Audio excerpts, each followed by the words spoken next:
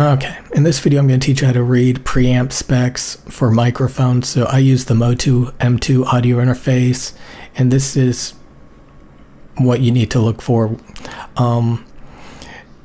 Depends mainly if you're going to use a dynamic microphone like a Shure SM7B or a condenser microphone like a Rode NT1.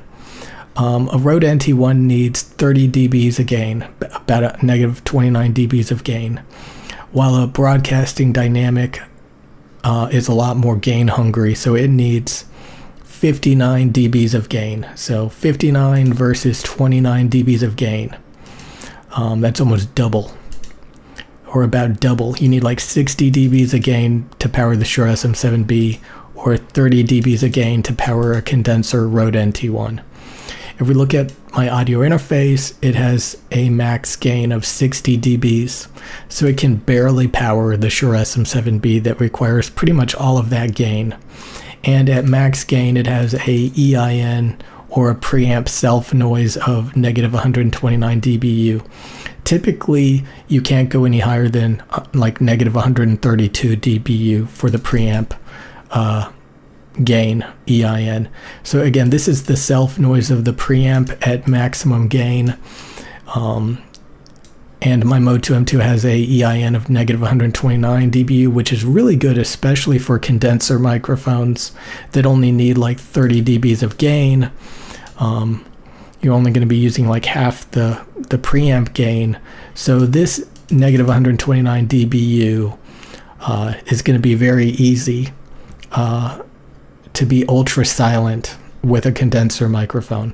But with a dynamic microphone that's going to use all of that gain, there should be a little bit of low-lying audible preamp hiss. So you don't want to stress the preamp. If you have a sensitive microphone, it'll put less stress on the preamp, which will have less noise. Now we can also look at like this is a comparison of some different preamps on audio interfaces. So different EINs. So we can see the Motu M2 has, this much EIN. So the lower the better. So these actually have a quieter preamp. Let's ignore the Behringer. That's sad. Okay. And these ones have a noisier preamp.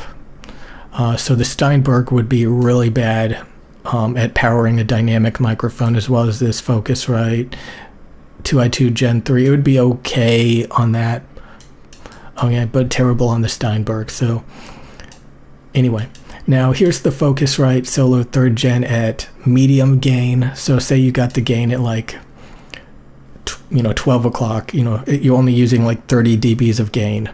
This is the frequency response of the preamp. Now, say you use all of the gain, like 60 dBs of gain at maximum gain, to like power a Shure SM7B dynamic microphone. We can see the preamp actually rolls off a ton of the high frequencies compared to over here. It starts rolling off big time, like crazy. And it rolls off some of the low frequencies compared to over here. So at medium gain, the treble is a lot more intact, as well as the bass. At maximum gain, the bass rolls off, as well as a ton of the treble. So the microphone will actually sound thinner and much darker on the Focusrite Scarlett Solo 3rd Gen. Now the Motu doesn't have that problem. I don't have the measurements right now.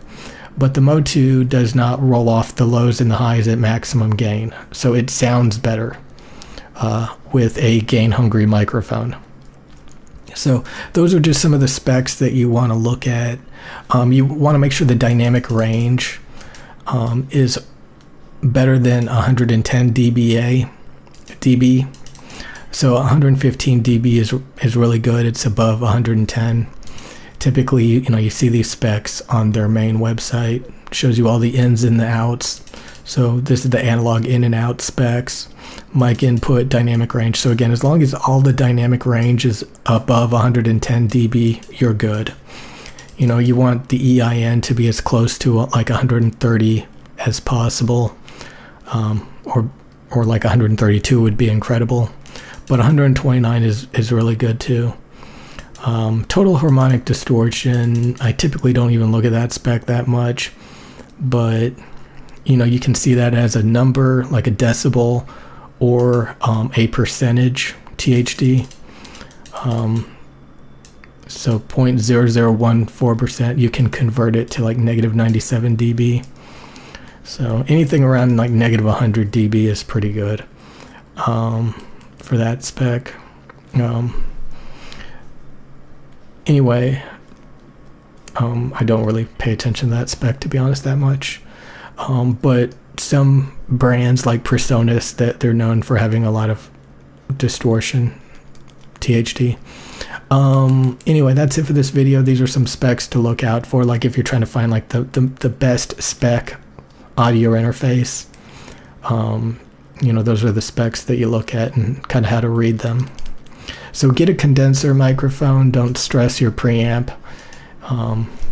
That's the reason why people buy like cloud lifters, because if you have a cheap preamp, it's going to color the sound and be hissy because it has poor EIN and frequency response.